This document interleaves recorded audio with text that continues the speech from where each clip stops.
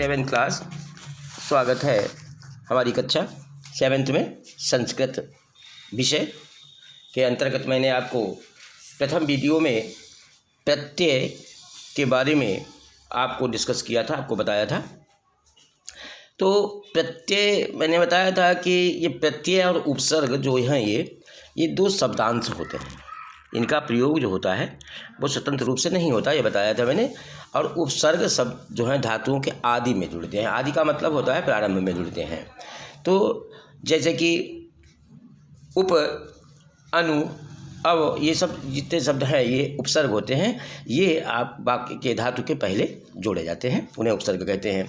जबकि प्रत्यय जो हैं वो शब्दों तथा धातुओं के अंत में जुड़ते हैं। धातु माने जैसे पठ धातु, गम धातु, ये धातुएं कहलाती हैं। हस धातु जो कार्य किया जाता है उसके धातु में बोलते हैं। तो ये जो है अंत में जुड़ते हैं प्रत्यय।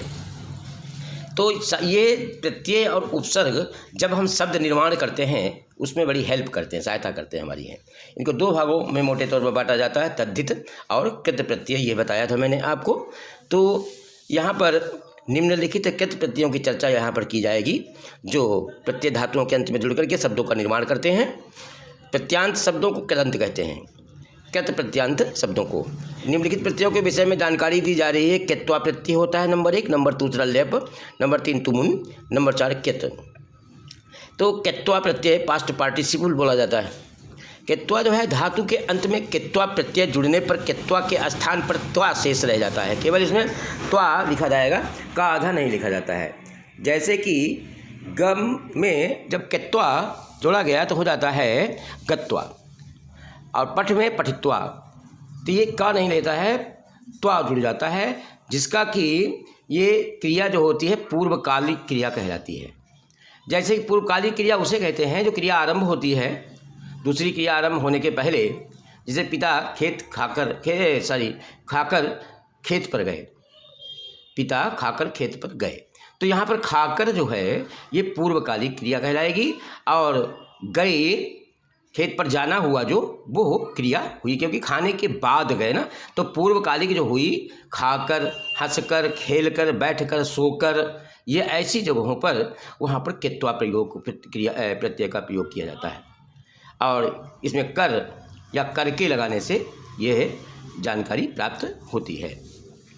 तो कृत्वा प्रत्यय का बोध, जैसे कि पिता खादित्वा क्षेत्रम अगच्छत, पिता खाकर क्षेत्र को गए। खादित्वा पूर्वकालिक जिसे बताया मैंने, ये अव्यय होता है, सदैव वही रहता है, बदलता नहीं है। प्रत्यय अव्यय जो होता है, इस वाक्य में पूर्वकालिक क्रिया का प्रयोग ये किया गया है। इसके बाद इसके उदाहरण मैंने आपको बताए थे, जो कि आपके सामने हैं। ये देखें, ये गम में लगा कृत्वा तो गत्वा हो गया, पठ में लगा कृत्वा तो पठित्वा लिखा गया। ऐसे ही अनेकों यहाँ पर उदाहरण आपके पुस्तक में दिए गए हैं जो आप देख रहे हैं। क्रीड है, जैसे क्रीड बने खेलना, ये धातुएं हैं सभी। पठ धात, धाव, पूज, रक्ष, भक्ष, अर्च, भू, ये सभी धातुएं कहलाती हैं। नम, लिख, दृश्य, इनमें जब कृत्वा प्रत्यय लगता है तो इसमें कोई भी आप देख लीजिए, का नहीं लगेगा, त्वा लगाया, जो सब में जोड़ा गया है। जैसे वक्ष प्लस कृत्वा भक्ष इत्वा, और नंद प्लस कृत्वा नंदित्वा, क्रीड प्लस कृत्वा क्रीडित्वा, आदि आदि। ये आपको मैंने प्रथम वीडियो में बता ही दिया था। इसके पश्चात जो है अब कृत्वा उपक्रा अगर लगा है, अगर कोई भी ऐसा होता है कि अगर कोई उपसर्ग किसी शब्द के धातु के पहले लगा हुआ है, अगर तो उपसर्ग जब लगा है तो वहाँ पर यह लेप प्रत्यय हो जाता है, और कृत्वा प्रत्यय के स्थान पर लेप का प्रयोग किया जाता है जब कोई उपसर्ग लगा होता है धातु के पहले। जैसे क्रा धातु है, ऊपर वाले उदाहरण में देखें यहाँ, क्रा के पहले उप जो है लगा हुआ है तो ये उपसर्ग कहा जाता है। तो उपक्र लेप प्रत्यय जुड़ा जब इसमें, उपकृति हो गया। पुरस्कृ प्लस लेप पुरस्कृत्य, आविष्कृ प्लस लेप आविष्कृत्य, इसमें या हो जाता है लेप के स्थान पर, तो ये आपका लेप प्रत्यय कहलाता है। कृत्वा गम प्लस कृत्वा, जैसे गत्वा था ही पहले, आगम है, अगर आ जो है इसमें उपसर्ग है आगम में, इसमें लेप प्रत्यय जब जोड़ा गया तो आगम्य हो गया। ये या हो जाता है, इसका लेप का मैंने बताया। अवगम का देख लीजिए, अवगम्य। हन प्लस कृत्वा, हन प्लस कृत्वा का इसी प्रकार से आपका हुआ। तो ये उदाहरण जो है आप देख सकते हो। निहन प्लस लेप निहत्य, प्रहन प्लस लेप प्रहत्य। सब में आपका या जुड़ गया है। शंभु प्लस लेप शंभूय आदि आदि, इसमें प्रत्यय जो है लेप प्रत्यय का इसमें या लगता है, जैसा कि मैंने आपको बताया अभी आपको। अब इसके पश्चात आप देखेंगे कि ये, हाँ, ये आपने अभी देखा जो मैंने बताया अभी आपको। इसके आगे जो है आपका कौन से प्रत्यय है वो अभी आपको मैं बता रहा हूँ। ये लेप ही चल रहा है यहाँ पर। इसके उदाहरण विभिन्न प्रकार के दिए गए हैं। नस प्लस केत्वा नष्टवा, विनस प्लस लेप विनस्य। ये जो है नस जो में आपका कोई उपसर्ग नहीं जुड़ा है। अब केत्वा जब है तो त्वा उसमें हो जाता है, मैंने बताया था अभी। अच्छा, वी जब है, अगर वी नस है, विनस है अगर धातु, वी इसमें आपका उपसर्ग है, इसमें लेप जुड़ा तो विनस्य, तो ये लेप प्रत्यय जोड़ा जाता है तो या हुआ। जैसे कि पच केत्वा पकत्वा इसमें हुआ। ऐसे ही अगर इसमें देखिए पक्त्वा हो गया और पठत्वा हो गया, पठित्वा पठित्वा। और संपठ है, अगर सम जो है इसका उपसर्ग है तो लेप जुड़ा संपठ्य।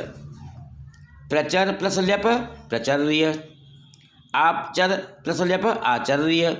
ये आ है, प्रा है, प्रचल पे प्रा, सम सम, प्र बी आ, ये सभी उपसर्ग कहलाते हैं। तो कहने का मतलब है अगर धातु के पहले कोई उपसर्ग लगा हुआ है और उसमें जो है लेप प्रत्यय जोड़ते हैं जब, तब उसमें लेप हो जाता है कित्वा की जगह पर, और लेप प्रत्यय में या उसमें जोड़ दिया जाता है। जैसे कि आप उदाहरण में कितने उदाहरण देखे आपने। निपा है, जैसे निपा प्लस कित्वा तो निपाय। प्रचल प्लस लेप प्रचर्य आदि आदि, ये लेप प्रत्यय कहलाते हैं। अब इसके बाद में आपका अगला जो आएगा, जब अब आया इसके बाद में तुमुन प्रत्यय। तुमुन प्रत्यय में जब कोई दूसरी क्रिया करने के लिए कोई क्रिया की जाती है, कोई दूसरी क्रिया करने के लिए, तब जिस क्रिया के लिए क्रिया की जाती है उसी धातु को तुमुन प्रत्यय लगता है। तुमुन में केवल तुम शेष रहता है। पठ में पठ धातु है, इसमें तुमुन प्रत्यय का प्रयोग किया गया तो पठितुम, इसमें इसकी मीनिंग होती है के लिए, यानी क्रिया करने के लिए कोई क्रिया की जाए। किसके लिए क्रिया की जा रही है? पढ़ने के लिए। पठितुम, जाने के लिए गच्छितुम, जैसे कि सेंटेंस दिया है वह पढ़ने के लिए स्कूल जाती है, तो इसमें होगा सा पठितुम, पढ़ने के लिए। विद्यालयम गच्छति, पठ क्रिया करने के लिए गमन की क्रिया की जा रही है। पठन क्रिया की धातु पठ में तुमुन प्रत्यय का प्रयोग हुआ है, जो अंग्रेजी में कहलाता है जराउंडियल इन्फिनेटिव। तुमुन प्रत्यय धातु में जुड़ने पर क्रिया के अर्थ में के लिए जुड़ जाता है। जैसे गंतुम जाने के लिए हो जाएगा, हसितुम हंसने के लिए, धावितुम दौड़ने के लिए, और इस प्रकार से अंग्रेजी में इन्फिनेटिव को संज्ञा की तरह प्रयुक्त कर सकते हैं। परंतु संस्कृत में तुमुन प्रत्यांत शब्द का प्रयोग संज्ञा की तरह नहीं किया जाता है। To go the swimming pool, to swim daily is good, यहाँ पर टू गो इन्फिनेटिव है और टू स्विम जराउंडियल इन्फिनेटिव है। अब जैसे होगी प्रतिदिनम, तरितुम हो जाएगा। तरितुम माने तैरने के लिए। तरणतालगमनम वरमस्ति, तरणताल में जाता है। जैसे अंग्रेजी में टू गो तथा टू स्विम दोनों इन्फिनेटिव है, पर संस्कृत में केवल एक ही क्रिया लगती है, तुमुन अनंत, जो तरितुम है। तो ये आपका तुमुन प्रत्यय के बारे में।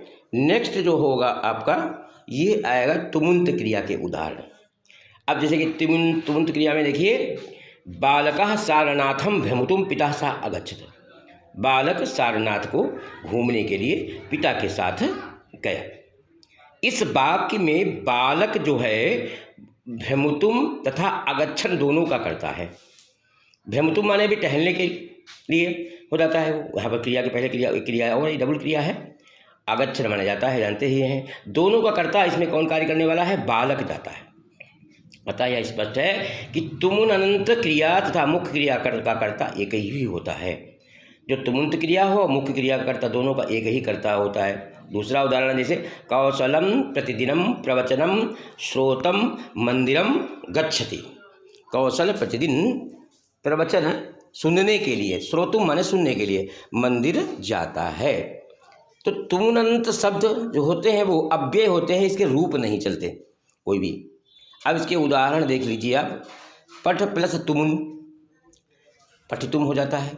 अस प्लस तुमुन भवितुम, भू प्लस तुमुन भवितुम, क्र प्लस तुमुन करितुम, क्रंद प्लस तुमुन क्रंदितुम, और चरि प्लस तुमुन चरितुम, जप प्लस तुम जपितुम। तो ये इसमें जो है, अब ग्रस ग्रसितुम, तो इसमें तुम जब लगता है इसमें तुम ही शेष रह जाता है, ना नहीं लगाया जाता। इसका मतलब पढ़ने के लिए, जाने के लिए, खाने के लिए, बैठने के लिए, टहलने के लिए भ्रमतुम जैसा आया, सुनने के लिए श्रोतुम, ये जो है ये कह जाते हैं आपके तुमुन प्रत्यय। बहुत से उदाहरण, जैसे आपके सारे उदाहरण आप इसमें देख लें। ये इसमें तुम जब लगेगा तो क्रिया धातु के बाद में तुम आ जाता है। अब इसके उदाहरण आपके ये पढ़ लेंगे आप उदाहरण। इसके आगे जो है आपको मैं तुमुन प्रत्यय के आगे आपको बताने का भी प्रयास करता हूँ। और ये तुमुन प्रत्यय का आपने उदाहरण देखा। अब यहाँ पर मैंने आपको जो बताया आज प्रत्यय के बारे में बताया, उपसर्ग के बारे में संक्षिप्त बताया। इसके पहले वाले वीडियो में केवल कृत्वा प्रत्यय बताया था, इसमें आपको मैंने आज बताया लेप प्रत्यय और तुमुन प्रत्यय और कृत्वा प्रत्यय का भी मैंने आपको रिपीट कर दिया, और तुमुनंत प्रत्यय भी बताया। बच्चों, आप इस जो है प्रत्यय के बारे में समझ गए होंगे। अब अगले वीडियो में आपको मैं आगे की बात बताऊंगा।